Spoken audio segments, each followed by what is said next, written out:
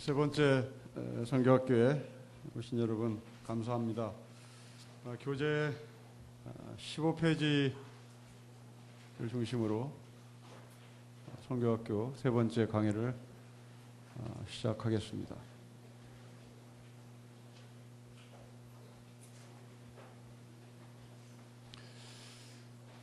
우리 교재 15페이지 C 역사상 선교 진행 과정의 네 가지 패턴이라고 표현되어 있는데, 크게는 가는 선교하고 오는 선교이죠. 그 가는 선교 가운데 자발적인 선교가 있고 비자발적인 선교가 있겠죠. 오는 선교 안에도 자발적인 선교와 비자발적인 선교가 포함됩니다. 가는 선교라고 하는 것은 우리가 익히 알고 있는 그냥 선교, 누가 선교사가 간다. 다시 말하면 하나님의 백성들이 이방인의 세계로 복음을 들고 들어가는 것을 가는 선교라고 말하죠. 그런데 이 가는 선교에는 자발적으로 가는 사람이 있고 비자발적으로 원치 않은 사람인데 갈 수도 있습니다. 그러니까 예를 들면 나는 선교사로 본을 받았습니다. 그래서 나는 갑니다. 이것은 자발적인 선교겠죠. 하지만 나는 선교가 뭔지 몰랐어요. 그리고 나는 상황이 나를 복잡하게 꼬이더니 내가 원치도 않는 어느 현장에 가 있어요. 이것은 비자발적인 선교라고 할 수 있겠습니다. 이스라엘 백성들이 바벨론 포로로 잡혀갔던 것, 바로 그것은 비자발적 선교라고 할 수 있겠죠.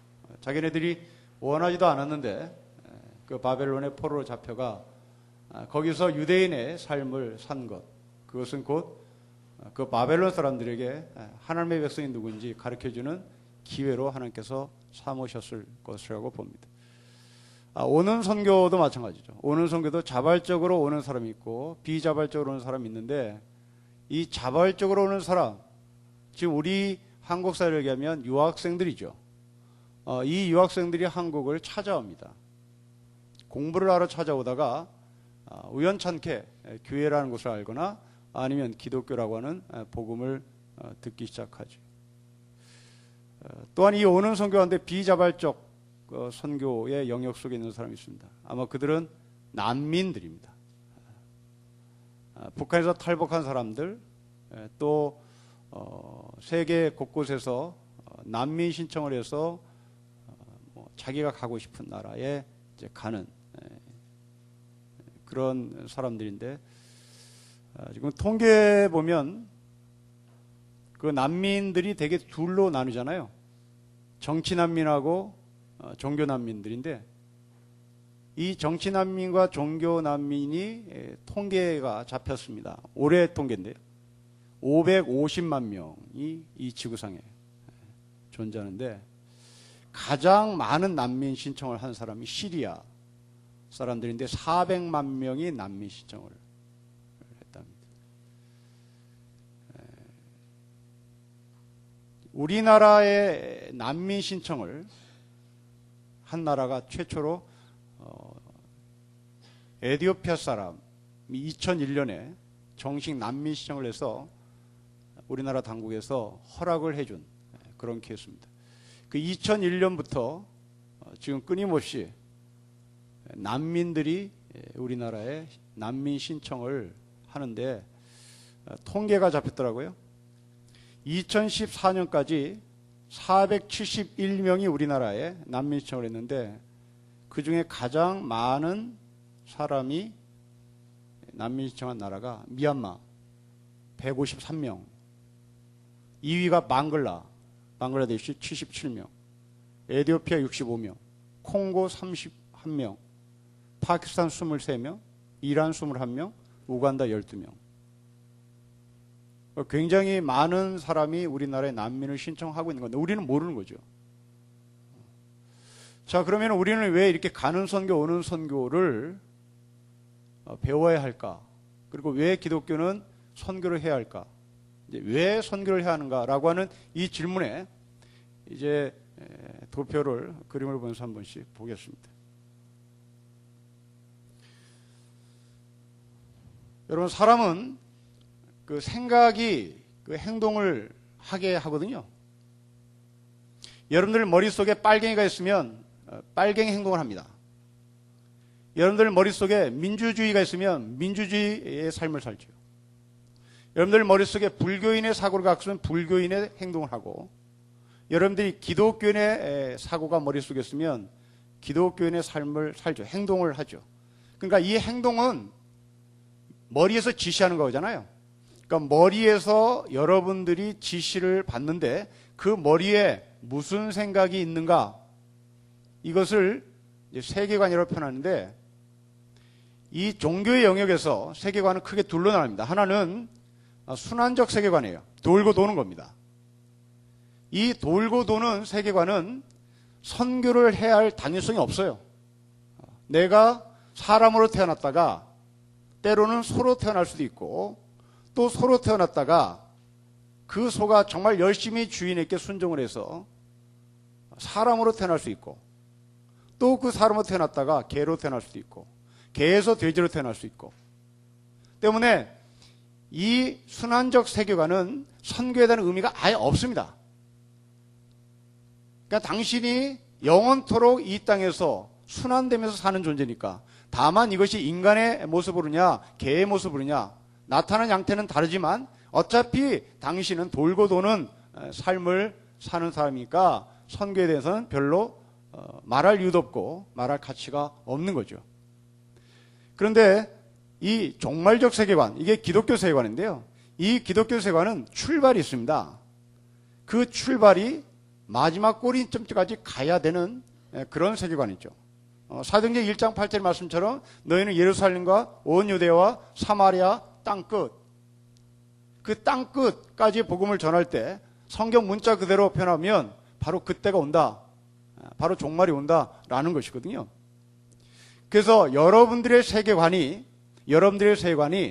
나는 죽으면 다시 태어나 라는 사고를 갖고 있다면 여러분들은 선교에 대해서 별로 도전을 받지 않을 거고요.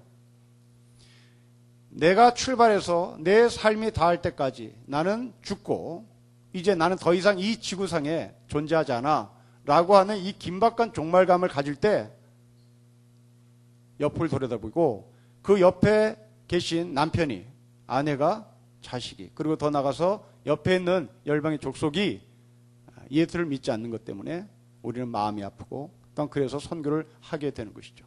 그래서 이 선교를 하는 이유가 뭐냐라는 질문을 했을 때 그 세계관 자체가 가야 할 목적지가 있기 때문에 라는 이 질문에 답을 하는 사람만이 이 선교에 대해서 도전을 받을 수가 있습니다. 자, 그러면 지금까지 예수님께서 이 땅에 오셔서 2015년을 지내고 있는 지금까지 우리 믿음의 선배들이 어떻게 선교를 해왔는지 시기별로 선교를 한 그 과정들을 우리가 알아볼 텐데요. 지금부터 제가 하는 이야기는 제 이야기가 아니고 선교학자의 이야기를 제가 간추린 것입니다. 선교학자의 이름은 랄프 윈터라는 사람인데 나중에 그 사진을 같이 볼 수 있을 겁니다. 이 랄프 윈터가 2000년의 이 역사 속에 400년 단위로 끊어서 선교를 연구한 사람인데, 자, 0년부터 예수님께서 이 땅에 오셨을 때부터 400년 사이에 어떠한 선교를 했는지 봅시다. 이 랄프 윈터는 이 시대를 로마 제국의 선교 시대라고 제목을 붙입니다. 자, 그러면 이 로마 제국 선교 시대에 어떻게 선교가 흘러갔는지 좀 더 자세히 봅시다. 자, 로마가 전 세계를 당시 제패했고, 그 전 세계를 제패한 로마는 이제 정치가 하나가 됐다, 팍스 로마나다 하는 이런 어떤 자기의 자부심을 갖고 이제 로마가 전달하는 모든 것들은 순간적으로, 지금 인터넷 시대지만 인터넷의 시대에 버금가게 아주 재빠르게 이 로마의 사상과 로마의 문화가 전 세계로 퍼져나갔습니다. 이 정치의 통일과 함께 이 로마는 도로를 닦았죠. 그리고 그 로마가 닦은 도로가 지금 여전히 유럽에는 존재하고, 그 도로를 통해서 말들이 뛰어다니고 그 도로를 타고 전차들이, 마차들이 그리고 군인들이 막 쏟아져 가면서 전 세계를 제패했던 것이죠. 자, 여기에 또 하나 이 로마가 세계를 제패한 근거는 언어의 통일이었습니다. 특별히 이 코인의 헬라어가 로마 사람들이 헬라 문화를 수입해서 그 헬라 문화를 근거로 로마의 제국의 모든 통치 철학을 뿌렸는데, 이 코인의 헬라어라는 말은 굉장히 쉬운 헬라어를 얘기합니다. 헬라어는 고급 헬라어가 있고 중급이 있고 그리고 저급이 있는데, 성경에서 쓰여지는 헬라어는 이게 저급 헬라어입니다. 그러니까 시장에 장사하는 분들이 그냥 쉽게 쓰는 헬라어로 성경이 번역되어 있고, 당시 로마는 자기의 피지배 국가 사람들에게 이 코인의 헬라어를 쓰도록 길을 열었고, 그래서 사람들은 이 코인의 헬라어를 가지고 전체적인 로마 전체 다니면서 삶을 영위했던 것이죠. 자, 그 가운데 이제 예루살렘 교회가 자리 잡고 있습니다. 우리가 알다시피 이 예루살렘 교회는 성도들이 전 재산을 다 팔아서 서로 공용하는, 공통으로 사용하는 그런 교회였죠. 그런데 이 교회 단점이 하나 있었습니다. 예루살렘 성 밖으로 나가려고 하는 그런 자세가 부족했던 교회이죠. 사도행전 1장 8절의 말씀을 받았던 이 예루살렘 교회가 예루살렘 밖으로, 예루살렘과 유대와 사마리아 땅끝에 대한 이 말씀을 적용하는 데는 대단히 부족했던 교회입니다. 그 이유가 뭘까? 그 이유는 한 세 가지로 요약을 할 수 있는데, 이 예수의 마지막 유임 명령을 받은 사람들이 출신지가 갈릴리 사람들이었거든요. 우리의 언어로 하면 촌놈들이었습니다. 이 촌놈들이었고 학벌도 별로 없었던 사람들이었습니다. 이 촌놈들이고 가방끈이 짧았던 이 사람들에게 예수님께서 너희는 온 유대와 사마리아 땅끝을 가라 라고 하는 것은 대단히 부담했던 거죠. 대단히 부담이었습니다. 그러니까 뭐 서울에서 좀 자랐고 해외여행을 좀 다녀봤고 그리고 뭐 먹물로 좀 취급받으면 내가 한번 해볼까, 그런 마음을 가질 텐데, 이 변방 촌뜨기들에게 하나님께, 예수님께서 땅끝을 가라고 말씀하실 때 이들은 쉽게 선뜻 이 발걸음이 옮겨지지 않았을 것이라고 하는 그런 추측을 해봅니다. 또 동시에 이 갈릴리 출신 말고 이 사도들 주변에 있었던 정통 유대인들, 예루살렘에 살고 있었던 유대인들, 이 유대인들은 예루살렘이 세계 중심의 도시라고 생각했기 때문에 우리가 뭐하러 가? 이렇게 된 겁니다. 세계 중심은 예루살렘이고 사람들이 이쪽으로 오면 되지 우리가 뭐하러 가나 하고 대단히 민족의식이 투철했던 이 유대인들이 예루살렘 성 밖으로 나가는 것에서는 별로 생각을 안 했던 것이죠. 또한 종교적인 측면에서 보면 이제 임박한 말세가 온다라고 생각했던 이 사람들은 그럼 예루살렘에 가면 안 되지, 예루살렘 밖으로 나가면 안 된다라는 심리적 작용이 있었겠죠. 지금 우리가 이 나라가 지금 전염병이 돌고 있는데, 이 전염병이 돌고 있는 이 땅에, 이 지금 현실에서 우리는 외부에 안 나가는 거거든요. 이 서울에서 경기도도 안 나갑니다. 안 나가는 이유는 나한테 뭐가 불똥이 튀일까봐. 임박한 종말론, 이건 대단히 무서운 거거든요. 정말 바이러스가 무섭다면 이 임박한 종말도 무서운 겁니다. 이 임박한 종말론에 사로잡힌, 이 말세상에 사로잡혀 있던 당시 예루살렘 사람들이 지금 우리가 서울 밖을 나가고 싶지 않듯이 전염병에 걸릴까봐 내 자리 지키고 있어야 하듯이 그렇게 예루살렘을 지키고 싶었던 마음들이 이 예루살렘 교회가 가지고 있었던 것이죠. 그런데 하나님은 이 예루살렘 교회에게 폭탄을 터뜨립니다. 강제적으로 나가게 하죠.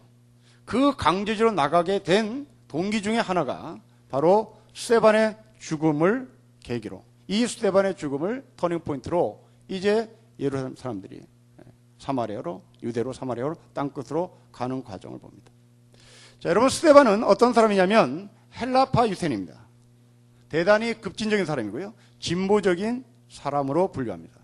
반대로 히브리파 유대인, 이들은 보수적인 사람으로 분류합니다. 헬라파이들은 누구냐면 이스라엘 백성인데 유태인인데 뜻하지 않은 여러 가지 이유로 뭐 정치적 망명이라든지 아니면 뭐 밥 벌어먹고 살기 했다든지 어떤 이유로 예루살렘, 유태인, 팔레스타인에 있질 않고 로마 문화로 로마의 다른 식민지 국가로 이렇게 헬라 문화가 있는 쪽으로 이민을 갔던 사람들입니다. 그러니까 다시 얘기하면 더 쉽게 얘기하면 우리나라 사람인데 미국 간 사람, 우리나라 사람인데 미국 간 사람. 그럼 미국에 가 있는 우리나라 사람들은 우리와 지금 사고가 다르죠. 우리는 대단히 보수적입니다. 대한민국을 지키는 사람들은 미국에 있는 사람보다 보수적이고 미국에 있는 한인들은 대단히 진보적이죠. 대단히 급진적인 사고를 갖고 있습니다. 그런 것처럼 헬라파 유대인, 이들은 보수적인 유태인의 사람들이지만 상황이 보수적인 상황이 아니라 밖에 나가서 삶을 살았기에 이들은 대단히 급진적이고 진보적인 사람이었습니다. 히브리파 유대인 반대로 보수적인 사람으로 분류가 됩니다. 그런데 재미있는 것은요,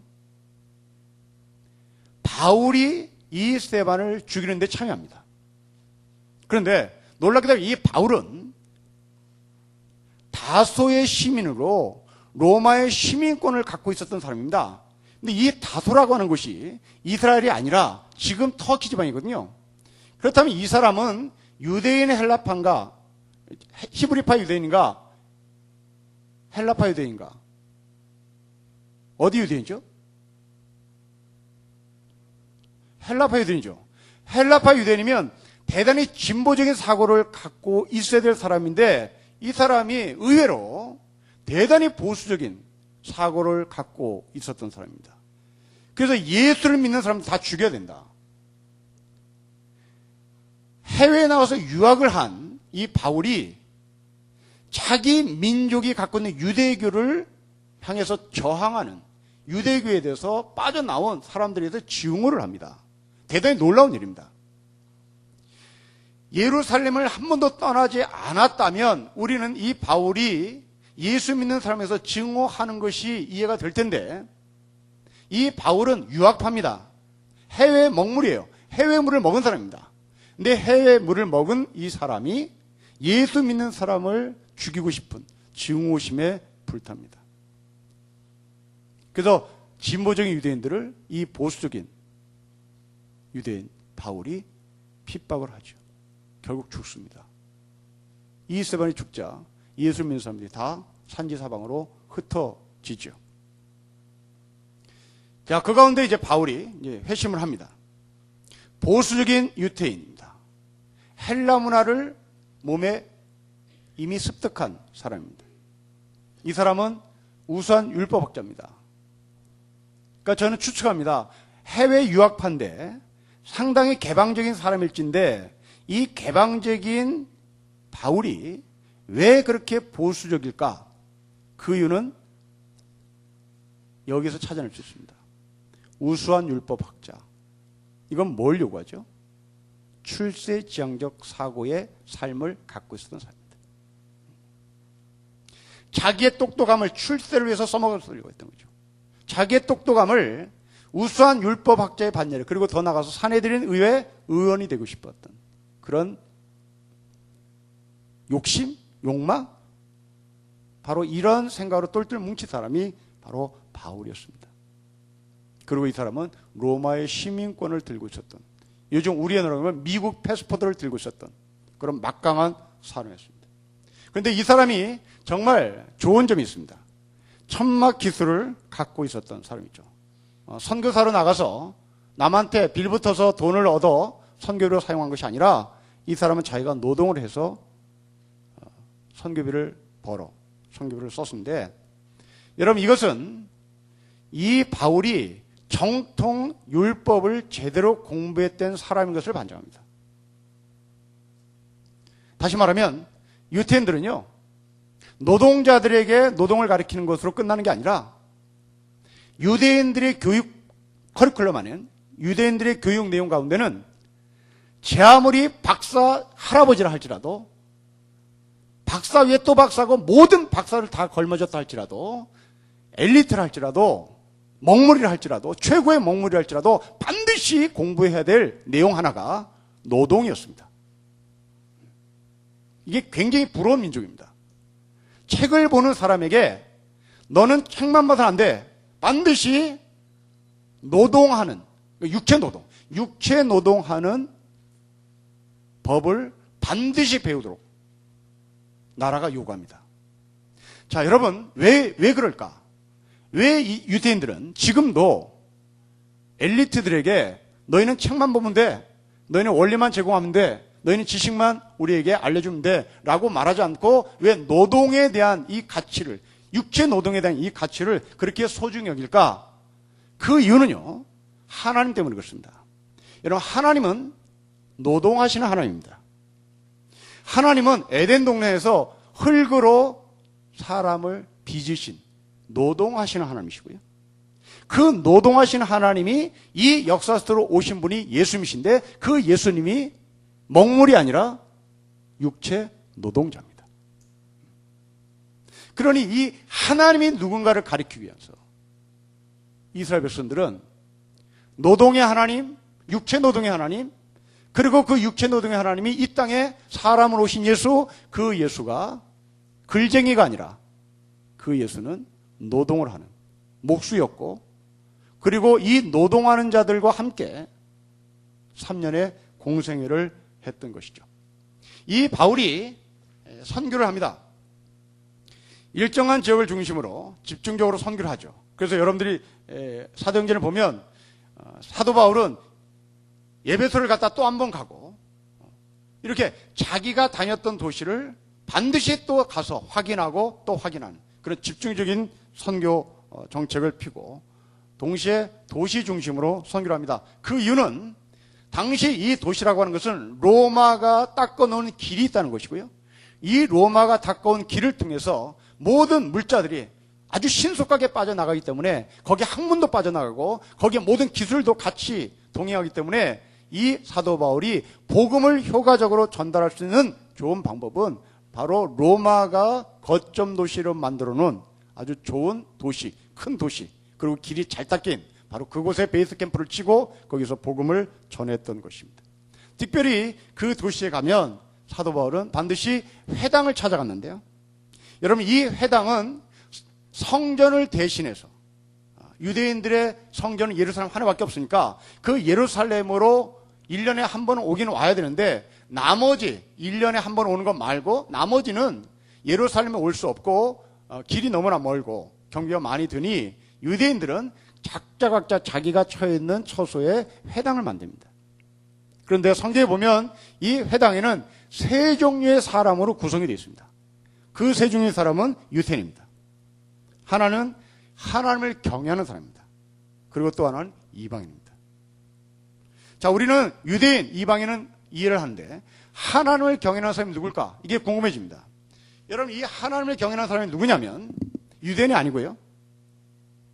이방인 중에서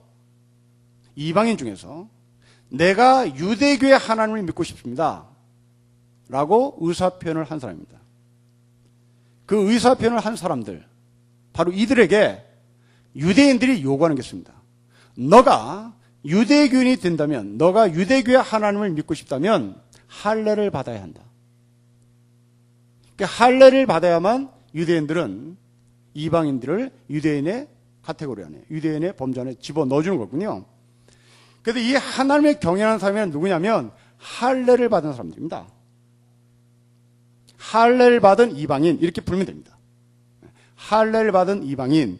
그 다음에 이 이방인은 아직 할례를 받지 못한, 지켜보는 사람. 회당에 들어와서 무슨 소리 하나 들어보자 하고 멀찌감치 앉아서 들어보는 사람입니다. 자, 이때 여러분 사도행전을 보면 이 유대인들이 바울을 그토록 미워하고 바울을 쫓아내고 바울을 돌로 치는 일들이 나오는데 왜 이 유대인들이 바울을 그토록 미워했는가 하면 회당에 들어온 바울이 유대인이 있고 하나님을 경외하는 사람이 있고 이방인들이 있는 이곳에서 예수 그리스도를 믿기 위하여 우리는 할례를 받을 필요가 없습니다. 이렇게 복음에 대한 진술을 선포를 한단 말이죠. 자, 이러면 이제 제가 바울입니다. 여러분 여기 회당이 여기 유대인이 있고 지금 여기에 할례를 받은 사람이 있고 여기에 지금 할례를 받으려고 준비 중에 이방인들이 있다고 가정합시다. 제가 여기서 이들이 갖고 있는 할례는 필요 없어요. 할례를 받을 필요가 없습니다. 예수는 그냥 믿음으로 말미암아 이루어지는 것이지 복음은 예수를 믿는 것이지 할례를 받을 필요가 없습니다. 라고 제가 강하게 선포를 하면 이 세 그룹 중에서 제일 좋아할 사람이 누구겠어요? 제일 좋아할 사람이? 싫어할 사람이 이쪽이고 제일 좋아할 사람이 누구겠습니까? 여기겠습니까? 여기겠습니까? 이방입니다. 여러분 2000년 전에 할례를 받는다는 것은 간단한 문제가 아닙니다. 이것은 오염돼서 죽을 수도 있는 거예요. 지금처럼 뭐 날렵한 나이프로 잘라내는 게 아니라 이게 어설픈 시대거든요. 여기에는 전염병이 돌 수 있고 여기에는 자칫 수술 잘못해서 죽을 수도 있고 난리 법석을 칠 수가 있다고요. 그 가운데 여기에 지금 할례를 받은 하나님을 경외하는 사람들 가운데 지금 끙끙끙끙 앓고 있는 사람이 있고 그 끙끙 앓고 있는 것이 지나간 사람이 있고 그 끙끙 앓고 있는 사람을 봐야 할 사람이 있습니다. 이때 사도 바울이 할례를 받을 필요가 없습니다 라고 할 때 끙끙끙끙 앓고 있는 사람을 쳐다본 저 사람이 박수를 치는 거죠. 그래서 이 사도 바울이 그런 복음을 전하자 할례를 받을 필요 없습니다라고 말한 그 사도 바울을 바라본 저 사람들이 벌떡 일어나 두둑 나가버리니까 결국 유대교 회당 안에 사람이 줄는 거죠. 사람이 줄면 헌금이 안 들어오는 거죠. 헌금이 안 들어오면 제사장들 밥을 못 먹는 거죠. 그래서 사도 바울을 죽인다 이렇게 나가는 겁니다. 현실이 그렇습니다. 그러니까 자기네 어떤 신앙에 대한 정조 이거는 분명히 있겠죠. 분명히 있습니다. 밖으로 보여지는 그 정조는 있습니다. 그런데 속내를 보면 그렇습니다. 이건 먼 얘기가 아니라 지금 이곳에 와서 이곳에 어떤 목사가 와서 여러분들에게 주일날 예배드리지 않고 그냥 밖에는 놀아도 구원받을 수 있습니다. 저는 주일날 교회에 와서 예배를 드려야 합니다. 그렇게 말하고 있는데 아주 누가 멋진 바울 같은 사람이 와서 여러분들에게 주일날 예배 드릴 필요가 없습니다. 그럼 다 나가겠죠. 그러면 제가 누구를 미워하겠어요? 주일날 예배드리지 않고 놀라도 됩니다. 라고 한 그놈을 미워하겠죠. 바로 이 유대인이 바울을 미워한 이유가 거기에 있는 겁니다. 이 회당에 들어가서 이 회당이 갖고 있는 유대교를 다 흔들어 댄 것이고 그 중에 이방인들에게 얼쑤다구나 하고 바울을 따라가는 결과를 가져오게 되자 유대인들은 바울을 죽이려고 했던 겁니다. 그래서 이 바울의 헌신이 이 바울의 아주 개방적일 수밖에 없었던 바울이 놀랍게도 보수적인 바울로 비춰지고 그 보수적인 바울이 예수를 만나 급진적인 바울로 바뀌며 이제 이 급진적인 바울이 유대인을 뛰어넘어서 이방인에까지 그리고 소아시아와 로마를 향해서 이 복음이 전해진 것입니다. 자, 그러다가 이제 300년까지 콘스탄틴 대제가 기독교를 공연한 시대까지 한 300년을 한 시간으로 압축을 하면 크게 5가지로 압축이 되는데 자료의 부족이 구체적인 선교를 어떻게 했는지 자료의 부족으로 선교가 어떻게 했는지 잘 이루어지질 못하는 것이 안타깝습니다. 로마 황제가 기독교를 어떻게 대우했느냐에 따라서 이 선교가 위축되느냐 이 선교가 강하게 진척이 있었는가라고 하는 그 기준에 있습니다. 그러니까 우호적인 황제도 있었고 핍박하는 황제도 있었습니다. 여러분들 이태리 같은데 여행 가면 지하 공동묘지에 교회가 있는 것을 볼 텐데 바로 그 교회가 핍박하는 그 로마 권력의 눈을 피해서 내려가 예배를 드렸던 것입니다. 드디어 313년에 콘스탄틴 황제가 기독교를 인정했는데 이때쯤 통계를 보면 로마 제국에 약 5천만 명이 있었다는데 그 5천만 명 중에 한 10% 정도가 기독교인들이었다라는 통계가 잡힙니다. 주로 이 시대는 가정교회를 중심으로 선교가 이루어졌습니다. 그리고 예수 믿으세요, 예수 믿으세요 이렇게 한 게 아니고요. 기독교인들의 삶이 전도였고 기독교의 삶이 선교였습니다. 이것은 우리에게 시사하는 바가 대단히 큽니다. 선교사를 보내서 조직적으로 예수를 믿으라고 말한 게 아니라 가정을 중심으로 기독교인들이 어떠한 삶을 살고 있는지 그것을 그대로 보여주며 자연스럽게 선교가 이루어졌던 겁니다. 물론 선교사를 보내는 것처럼 유랑 전도자들이 이 콘스탄틴 대제가 기독교를 공인할 즈음에 있었던 것은 사실입니다. 그래서 그린이라고 하는 학자가 초대교인들은 이렇게 살았다고 정리를 합니다. 인격이 변화되고 도덕 생활이 높았고 다른 사람에 대한 관심이 많았고 기쁨에 가득한 생활을 했고 신앙에서 오는 능력을 이들은 소유하고 있었다. 이렇게 그린이라고 하는 학자가 초대교인의 삶을 요약합니다. 자, 여러분들이 크리스찬입니다. 1번부터 5번까지 여러분들은 몇 개가 여러분의 삶인지 한번 헤아려 보십시오. 자, 이 5개가 없으면 조금 더 폭을 넓혀 보겠습니다. 10개가 있습니다. 하르나게라는 독일의 신학자가 10가지 기독교의 삶을 말합니다. 구제, 교회 일꾼들에 대한 후원, 고아와 과부를 돌보는 일, 병자와 약한 자와 신체 장애자를 구제하는 일, 갇힌 자 찾아가 보는 일, 죽은 자 집에 찾아가서 장례를 도와주는 것, 아니면 그들의 손을 붙잡아 주는 것, 노예를 돌보는 일, 곤란당한 사람을 구호하는 일, 일거리를 알선해 주는 사람, 나그네를 대접하는 사람. 이것도 없으면 그만두세요. 여러분의 삶 가운데 이것도 없으면 예수를 믿는 거 아니죠. 이제 더 이상 없습니다. 20개 좀 만들어 볼까요? 없어요. 여기에 다 걸립니다. 자, 이제 콘스탄틴 대제가 기독교를 공인해서 아주 자연스럽게 기독교가 세상을 향해서 펼쳐져 나갈 때 게르만 선교 시대입니다. 이제 유럽이 복음화되는 그런 과정입니다.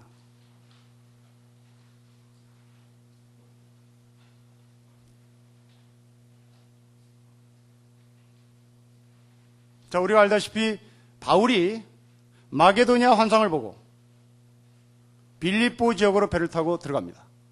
그 빌립보가 유럽 선교의 출발점으로 이제 거기를 기점으로 중부 유럽으로 그리고 서부 유럽으로 더 나아가 북부 유럽으로 막 확산되는 그런 선교의 어떤 부흥기, 선교의 어떤 골든타임이 되겠죠.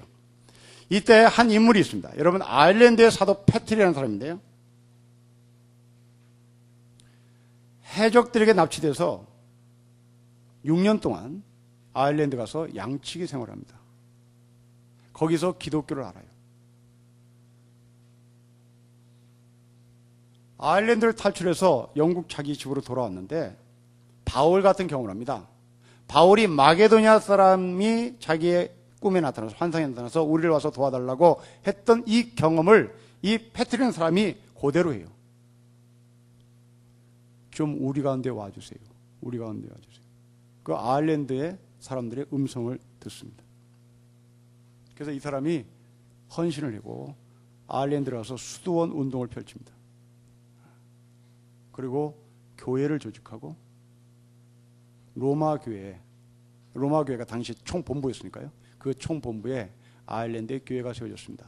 하고 소식을 전합니다. 이 아일랜드가 지금 기독교 국가인데 아일랜드가 기독교 국가가 됐던 사람은 바로 노예, 전쟁 포로로부터 출발한다 하는 하나님의 섭리를 우리에게 보여줍니다. 박경 선교시입니다. 800m 1200년 시대인데 8세기에 스칸디나비아 사람들이 발달된 조선술과 상해술로 소위 해적 생활을 하죠. 그 해적 생활을 하면서 그 해적의 삶을 통해서 그 루트를 통해서 복음이 들어가는 겁니다.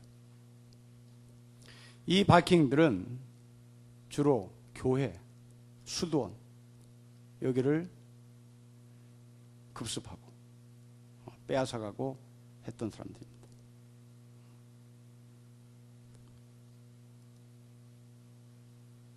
이게 바이킹이 이렇게 생겼다고.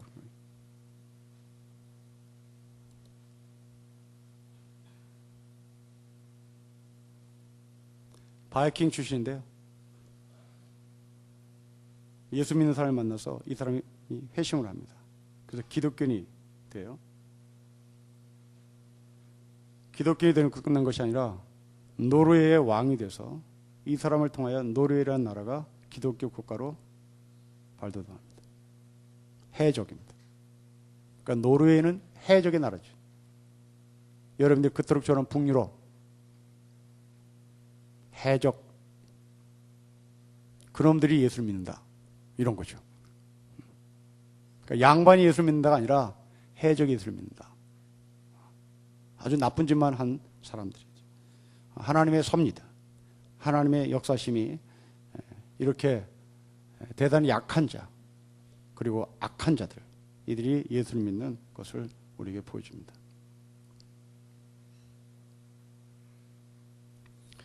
자, 이 시대가 이제 우리는 기독교 선교 역사 속에서 흑역사고 통해 자복해야 할 시대일 겁니다.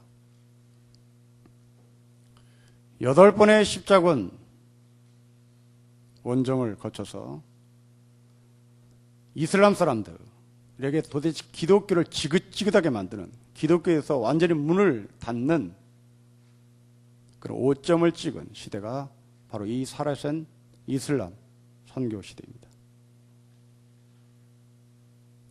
자, 여러분들이 고등학교 때 십자군 전쟁에 대해서 많이 들었을 텐데 십자군 전쟁이 생긴 동기는 11세기에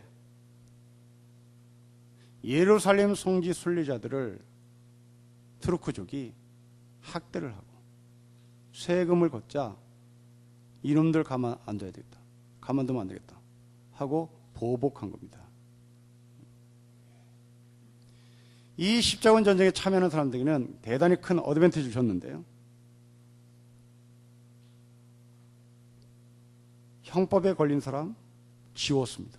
교도소 갔다 와서 십자군 전쟁 갈래? 그러면 지워줄게. 살인죄? 지워줄게.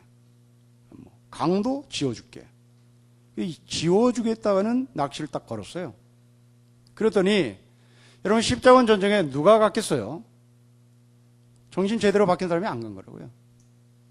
순깡패들, 살인자들, 강도 강간범들. 그 보러 어디 가겠어요? 그래서 이들이 이슬람 속에 들어가서 닥치는 대로 약탈을 한 거죠. 면죄부를 준다고 하니 자기 목숨을 내걸고 십자군 전쟁에 나간 사람은 누구겠어요? 중범죄자들이죠. 이 중범죄자들이 여기에 참여를 했습니다. 그리고 전사자에게는 순교의 영광이에요. 여러분 이 이야기는 먼 이야기가 아니고요. 1970년에 실미도 사건이에요. 인간은 다 이래요. 너 북한 갈래? 그럼 내가 살인죄 지어줄게. 이게 실미도잖아요. 여러분 인간은 시대는 바뀌어도 인간의 사고는 다 거기서 거기입니다. 지긋지긋한 그 영화를 우리는 보고 놀랬잖아요. 인간이 어떻게 저럴 수가 있을까? 그런데 우리도 그랬고 십자군 전쟁에 참여시킨 수뇌부들도 그랬던 것이죠. 길 가다가 교도소에 있는 살인범들을 부르면서 깡패들 부르면서 불황아들 부르면서 해줄게 한 거죠. 그리고 전사적인 순교의 영광을 생존자에게는 물질의 보상이 이루어졌습니다. 그 십자가운동의 경과를 보면요,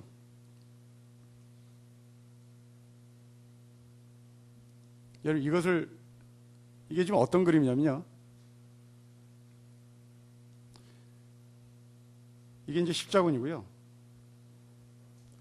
여기 바구니에 사람 머리가 있죠. 이게 이슬람 사람들 머리를 칼로 쳐가지고 갖다 넣는 거거든요. 이게 지금 지렛대잖아요. 지렛대. 튕겨서 이쪽으로 전달해요. 포탄으로 쓴 거예요. 포탄으로. 이게 기독교인의 만행입니다. 다시 설명합니다. 이게 십자군들이고요, 포로의 머리를 잘라서 바구니에 집어넣어 반작용으로 자기가 공격할 목표에 포탄을 던진 거예요. 누가요? 우리 선배가요. 우리 선배가.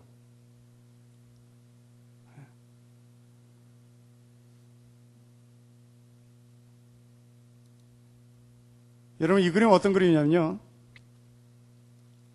제8차 십자군 전쟁에 대한 상상도거든요.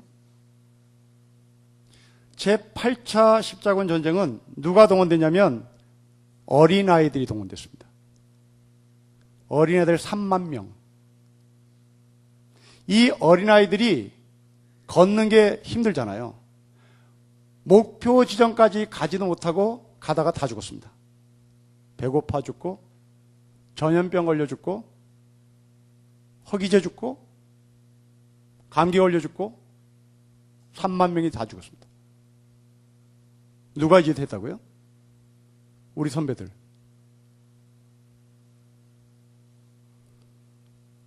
기독교는 이런 얘기 안 하죠. 그리고 우리는 늘 선한 일을 했다고 포장을 하죠.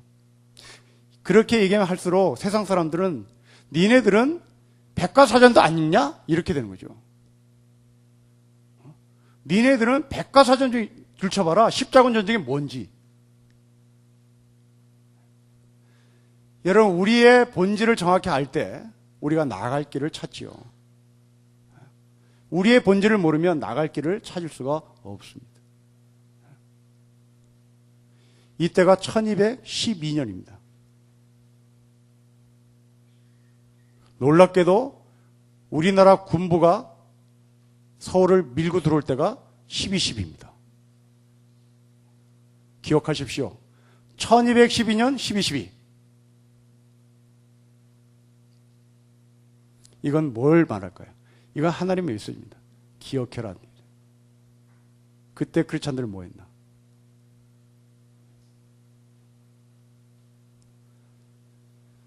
그런데 이 십자군 전쟁이 그렇게 아주 무지막지한 나쁜 짓을 많이 한 결과 우리에게 준 것은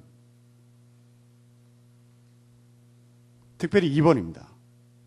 동서 간의 문명이 활발히 교류가 됐겠죠. 전쟁이라는 것은 문명 교류가 됩니다. 그곳에서 대학이 세워지기 시작하는데 우리가 그렇게 유명하다고 얘기하는 옥스퍼드 대학이, 그리고 파리 대학이 이 십자군 전쟁이 끝나면서 세워집니다. 이때부터 르네상스 시대가 들어오는 거죠. 왜 인간 중심의 철학으로 가자라고 주장을 할까요? 기독교인들이 지긋지긋하게 나쁜 짓 많이 했으니까. 르네상스가 왜 왔나? 반작용으로 온 거죠.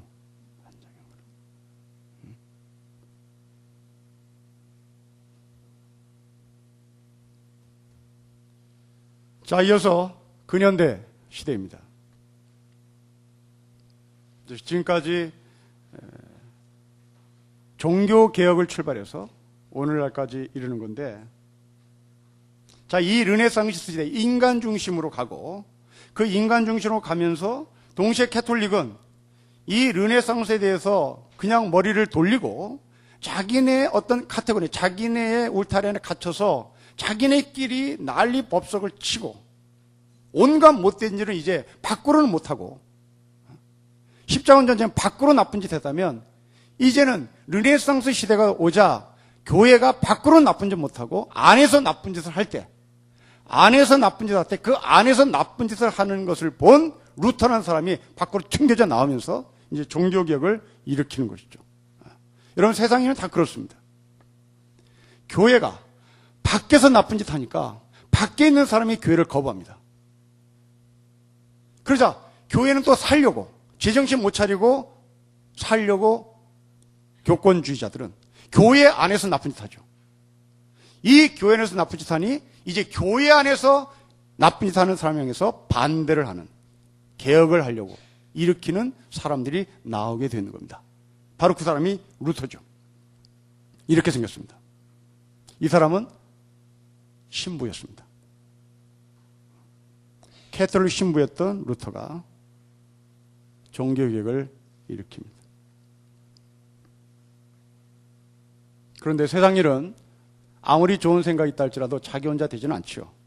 자기 혼자 그 개혁을, 종교혁명을 일으킬 수는 없습니다. 이 루터를 뒤에서 기도해주고 도와줬던 사람들, 바로 그들은 봉건 영주들이었습니다. 땅 부자들이 이를 도와줬습니다.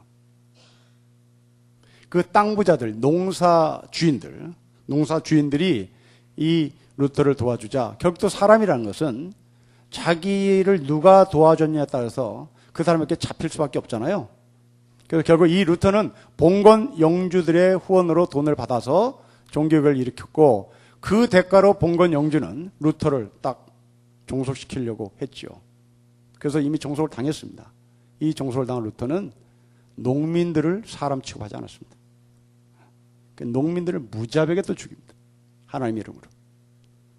그래서 결국 우리는 개혁이라는 것은 계속해 가는 것이지 한 번에 개혁되는 것은 없는 것을 우리는 이런 사건을 통해서 보죠. 또한 독일에서는 우리가 잘 알고 있는 이 진제르트 백작, 모라비안, 바로 이런 사람들이 대학을 세웁니다. 그것이 동독의 굉장히 유명한 할레 대학.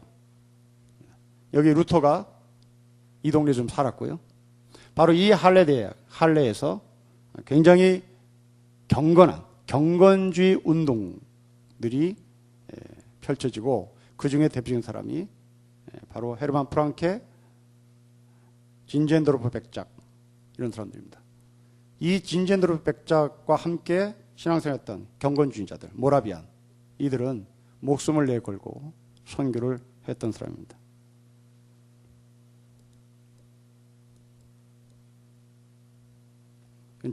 진젠도르프 백작의 무덤이고, 여기는 모라비안 교회입니다. 이들은 항상 흰색을 좋아해요.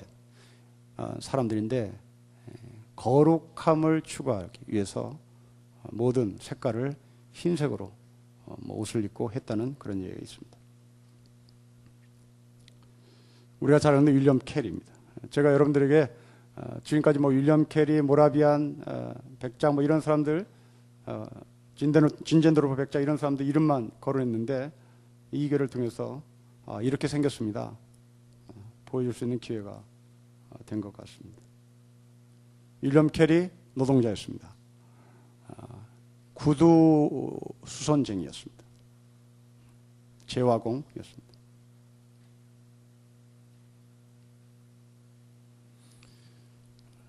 이제 그 근대 선교의 물결을 좀 보면, 이제 바다를 통해서 선교를 해야겠다 하고 해안 선교 시대를 열고, 이제 그 시대가 끝나면서 바다로, 옛날에 비행기가 없었으니까요, 배를 타고 바다에 들어가고, 바다로 해서 바다 근처에 있는 지역들을 선교하고, 이제 거기에서 좀 더 용기가 생기면 내륙으로 들어가겠죠. 내륙으로 들어가는 수순을 밟습니다. 그러다가 1934년부터 지금까지 이제는 해안도 아니고 내지도 아니라 예수 이름을 알지 못하는 사람, 이것을 미전도 종족이라 표현하는데 그 미전도 종족을 거기가 해안이 됐건 거기가 내지가 됐건 상관없이 복음을 전해야 되겠다 하는 물결들을 지금 선교학자들은 갖고 있습니다. 이런 선교에 큰 역할을 했던 사람이 바로 도널드 맥가브란 교회 성장주의자입니다. 이 교회 성장주의자인 맥가브란은 선교에 대해서 열심히 했으나 이 사람이 갖고 있는 사고는 그렇게 건강치 못한 신학적 사고를 갖고 있는 사람입니다. 그러나 참고로 이 맥가브란의 선교의 삶은 선교학에서 대단히 중요한 위치를 점유하고 있기 때문에 그냥 소개를 합니다. 자, 미국에서는 또 어떻게 선교를 했나? 이제 대륙이 아니라 미국이죠. 찰스 피니 부흥사입니다. 미국은 여러분이 알다시피 원래 미국은 보스턴 지역이 미국이고 거기에 영국이 이 땅을 지배했고 그 영국 식민지의 삶을 살았었죠. 거기가 미국이었고 그 미국 땅에 목사들을 어디서 수급받았냐면 대서양을 타고 영국에서 이 목사들이 들어왔습니다. 그러다가 이 미국이라는 땅이 영국에서 독립이 되고 점점 서부 쪽으로 개척을 해 나가는 거죠. 개척을 해 나가는데 그 개척을 해 나간 이유는 서부로 가면 갈수록 금이 많다. 그 금을 얻으러 가는 겁니다. 자, 이때 이 미국이라는 나라가 기독교 국가이기 때문에 미국 국민이 가는 곳이면 교회가 세워질 것이고 거기에 목사가 들어가야 하는데 동부에 있는 목사들 중에 누가 서부로 가는가? 여기에 대한 질문이죠. 자, 상상해 보십시오. 미국 사회에서 목사라는 존재는 엘리트입니다.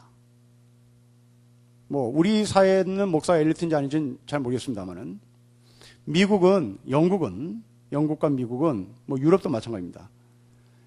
목사라는 존재는 대단히 신분이 높은 엘리트로 인정을 받습니다. 제가 영국에서 1년 공부하고 돌아올 때 클라지 칼라를 하고 공항에 들어갔었거든요.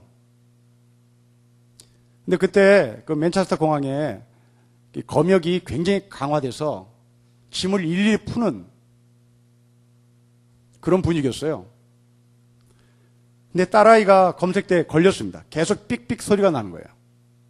근데 주머니에 아무것도 없는데 뭔지 모르게 계속 삑삑 소리가 나서 검색대원들이 긴장을 하고 내 딸을 좀 더 수색을 하려고 했는데 그 검색위원이 저를 보고 제 딸아이에게 니네 아빠냐라고 물어서 우리 아빠다 그랬더니 제가 로만 칼라를 한 것을 보고 그냥 통과시켰습니다.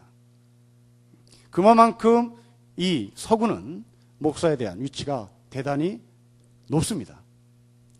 자, 그럼 다시 이야기로 돌아가서 다시 말하면 미국이라는 나라는 당시 동부인데 그 동부의 목사들이 노동자들이 서부로 가야 하는데 누가 가겠습니까? 힘없는 목사들이 가는 거죠. 세상은 다 그래요. 힘없는 목사들이 가는 겁니다. 누가 힘없는 사람일까? 미국 사회에서 주류 목사들, 미국 사회에서 엘리트층의 그룹에 속해 있는 목사들은 장로교 목사들입니다. 제가 미국에 가면 대단히 어깨에 힘을 주는 목사입니다. 너 교단 어디야? 나 장로교. 네. 미국 사회에서 별 볼 일 없는 목사, 침례교 목사입니다. 이 피니가 침례교 목사입니다. 밀린 사람이죠. 이 사람이 노동자들과 함께 탄광에 가는 거죠. 이런 유의 사람들이.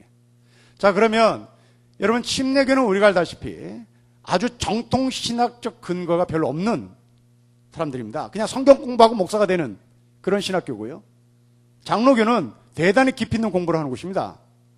근데 이 찰스 피니와 같은 이 침례교 목사들이 신학적 근거는 별로 없고 성경만 알고, 그래서 이 사람들이 서부로 갑니다. 서부로 노동자들과 함께 가요. 거기는 엘리트가 없습니다. 노동자들이 금을 캐러 가는 거죠. 그 금을 캐러 간 그 사람들을 모아놓고 주일날 예배를 드릴 때 그 예배가 장로교처럼 수준 있는 설교를 해야 되겠어요? 아니면 북치고 장구치고 통성기도하고 뭐 춤추고 가스펠송 부르고 하는 게 더 멋있겠어요? 노동자들에게. 하루에 10시간 이상 일하는 사람들입니다. 후자죠. 그래서 서부에 있는, 미국에 있는 서부에 있는, 미국 서부에 있는 대형교들은 다 무슨 짓을 하냐면 난리법석을 치는 겁니다. 이 난리법석을 치는 분위기는 동부에 없습니다. 동부교회는 대단히 낮게 쳐다보죠, 그들을. 이 찰스 피니가 바로 침례교 라인의 목사였고, 이런 류의 사람들이 아주 열정적이고, 장로교는 어깨에 힘주고 있느라 별로 선교를 안 하는데, 이들은 대단히 열정적으로 골드러시를 찾아서 나가는 노동자들 틈에 껴 밤새 집회를 하고 찬양하고, 그리고 이들에게 복음을 전했던 그런 것이죠. 무디 마찬가지입니다. 영국 사람입니다. 영국 사람이 미국에 들어와서 부흥회도 하고 집회도 했던 사람인데 굉장히 훌륭한 부흥사이죠. 이런 류의 사람들이 미국에서 선교 활동을 했던 그 흐름 속에 우리는 언더우드 같은 선교사를 만난 것이죠. 자, 이제 정리합니다. 이 교재가 랄프 인터가 집필한 교재를 제가 요약하고 그리고 자료를 수집한 건데, 자, 이 랄프 인터가 미국 선교사들이 현대 선교 역사 속에서 행한 잘못들 한 12가지를 나열하는데요. 이것은 선교를 하는 우리 신림교회에 대단히 중요한 점을 시사합니다. 보여드리면 이렇습니다. 자, 우리 1번 같이 읽어볼까요? 시작. 성경학교를 세우고 대학을 세우지 않은 것. 유니버시티를 세우지 않았던 것. 종합적 학문과 종합적 사고를 할 수 있도록 배려를 못한 것. 성경학교만 세운 것. 그러니까 꼴통들을 만든 것, 이거죠. 꼴통들만 만든 것. 그죠? 두 번째로 2번 읽겠습니다. 시작. 천국을 지상의 개념보다 하늘의 천국 이야기만 했어요. 이 현실의 뿌리박는 영성을 말하지 않았던 거죠. 세 번째, 교회가 선교단체를 거치지 않고 직접 선교사를 파송한 문제. 그 이유는 교회가 직접 선교사를 파송했을 때 선교사에 대한 노하우가 없지요.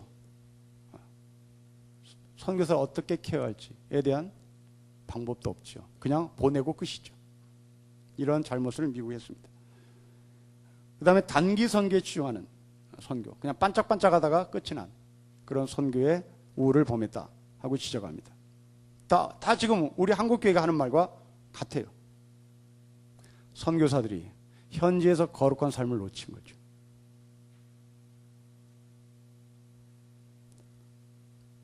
보내는 쪽에서는 선교사 대신 돈을 보냅니다.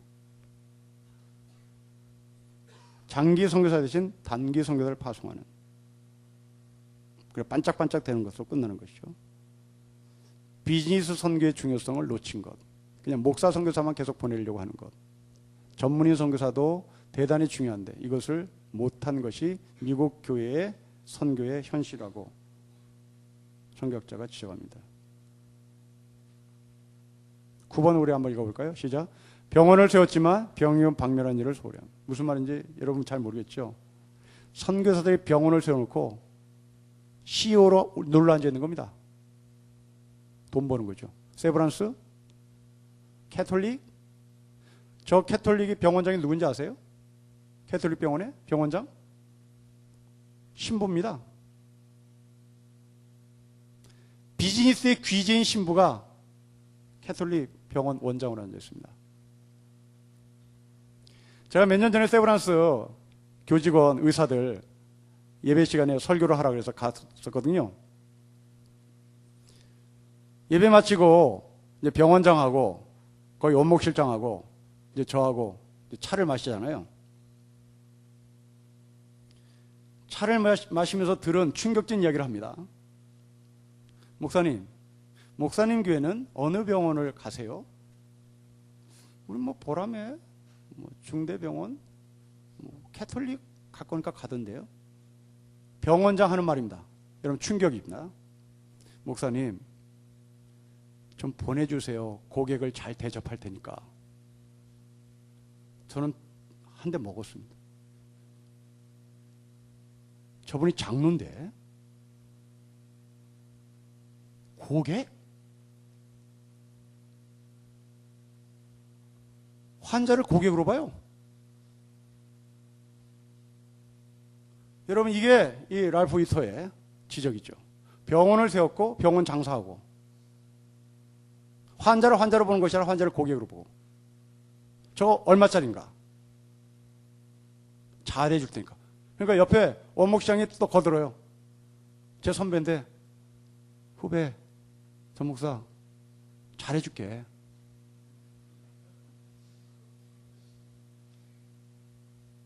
그러니까 병원균을 박멸해야 됩니다. 병원에 있는 그 병들을 뿌리째 뽑아야 되는 것이 기독교의 정신이잖아요. 그런데 병원균은 놔두고 병원균을 살짝 고쳐주는 장사치들로 전락했다. 평화만 이야기하는 잘 된다.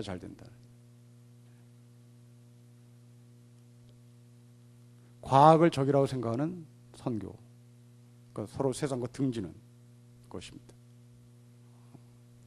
12번 굉장히 급진적인 이 랄프 위터가 하는 말입니다. 여러분 12번 한번 읽어볼까요? 시작. 복음 선포가 사회 변혁으로 연결되지 못하는 선교. 사회를 안 바꿔요. 못 바꿔요. 이런 우를 범했다. 이렇게 이야기를 합니다. 자, 결론입니다. 2000년 동안 선교 역사 속에 하나님은 우리 인간이 악하건 우리 인간이 선하건 상관없이 악함을 통해서도 하나님의 역사가 진행됐고 선하면 선할수록 선한 과정 속에서 하나님의 역사가 진행됐는데 결론은 우리가 선교를 했다고 하지만 까놓고 보니 랄프 윈터의 선교 결론처럼 잘한 게 별로 없더라. 그래서 과연 우리 신령교회가 지금 근 20년 가까이 선교를 하고 있는데 잘했다. 뭐 잘한 분도 있겠죠. 그러나 우리도 또한 잘못한 일들이 얼마나 많았을까. 그러한 생각으로 우리가 고쳐야 될 선교의 방향, 선교의 내용들 이것들을 심사숙고해 나가면서 교회 지도자들이 고쳐나갈 때 또한 여러분도 같이 중보하고 고쳐나가는 그런 선교의 과정이 되기를 주의 이름으로 축복합니다. 기도하겠습니다. 자, 이 시간에 일본 선교 기도 제목을 세 가지로 드리겠습니다. 먼저 교회를 위해서 기도해 주십시오. 가미고리 교회, 사이오 교회 성도들의 믿음이 굳건하게 해달라고 기도합니다. 두 번째로 그 교회에 계신 목사님 그리고 사모님, 특별히 고베 담원교회 욕고 사모님이 암에 걸려서 굉장히 어려운 투병 중에 있습니다. 가미고리 그리고 사요교회, 담원교회 교육자들 위해서 기도해 주십시오. 세 번째로 단기선교 프로그램 가운데 주님 축복하시고 시간을 내서 그들을 만나보고 그들을 위로하는 귀한 우리의 믿음의 지체들이 되게 해주십시오. 우리 세 가지를 놓고 같이 통성으로 기도하겠습니다. 자비로우신 아버지 하나님 감사합니다. 가미고리 교회 그리고 사요교회 또한 담원교회 아버지 기억하시고 아버지 이 교회에 있는 모든 성도들이 하나님의 장종 안에 붙들어진 거룩한 백성인 것을 저희가 놓치지 않고 이 세상 끝날까지 이 하늘의 거룩한 삶을 살아가는데 부족함이 없도록 성령님 이른 비와 늦은 비를 허락하여 주옵소서. 특별히 아버지 하나님 이 교회 지도자들 있습니다. 특별히 담원교회 목사님의 사모님 암으로 투병 중에 있고 그 암이 굉장히 어려운 암인데 아버지께서 함께 하셔서 정말 치열한 광선을 베르신 가운데 믿음의 기도가 역사님의 인터 많다고 하신 하나님의 말씀을 근거로 이 믿음의 기도가 병을 낫게 하신다는 하나님의 말씀을 근거로 아버지 끊임없이 기도하고 끊임없이 간구하는 가운데 아버지 역사를 보게 하여 주옵소서. 아버지 또한 우리 교회가 단기 선교를 준비하며 아버지 하나님의 거룩한 마음들을 품고 그곳에 가고자 하는 사람들을 찾습니다. 주님 도와주십시오. 그리고 이 거룩한 마음들을 품을 수 있는 이 귀한 하나님의 사람들과 함께 만날 수 있도록 축복하시고 또한 그곳에 가서 이들을 위로하고 격려하고 또한 저 땅 끝까지 하나님의 마음들을 갖고 있는 이 거룩한 사람들을 찾아내고 같이 동역하는 귀한 삶이 되게 하여 주십시오. 주 예수 그리스도 이름으로 기도합니다. 하나님 아버지 감사합니다.